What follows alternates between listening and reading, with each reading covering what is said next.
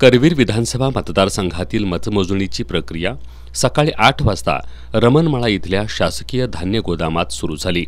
या मतदारसंघात महायुतीकडून माजी आमदार चंद्रदीप नरके तर महाविकास आघाडीकडून काँग्रेसचे उमेदवार राहुल पी.एन. पाटील हे रिंगणात होते। सकाळी 10 वाजण्याच्या सुमारास पहिल्या फेरीचा कल हाती आला।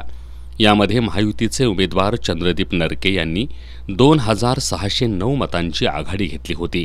15व्या फेरीपर्यंत नरके यांची आघाडी कायम होती।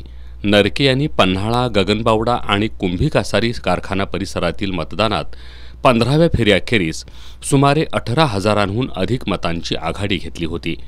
मात्र करवीर आणि जुन्या सांगरूळ मतदारसंघातील मतमोजणीला सुरुवात झाल्यानंतर 16व्या फेरीनंतर नरके यांच्या मताधिक्यात हळूहळू घट होऊ लागली। ईव्हीएमवर घेण्यात आलेल्या एकूण 2,76,245 मतांपैकी माजी आमदार चंद्रदीप नरके यांनी 1,33,545 मतं घेतली, तर राहुल पाटील यांना 1,31,079 मतं मिळालीत।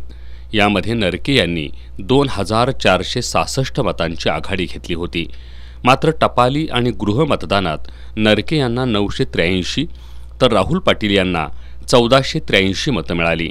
या निवडणुकीत महायुतीचे उमेदवार चंद्रदीप नरके यांनी महाविकास आघाडीचे उमेदवार राहुल पाटील यांचा 1,976 मतांनी पराभव केलाय। विजय मिळाल्यानंतर नरके यांच्या कार्यकर्त्यांनी चंद्रदीप नरके यांचे बंधू गोकुळचे संचालक अजित नरके यांना खांद्यावर उचलून घेत आनंदोत्सव साजरा केला।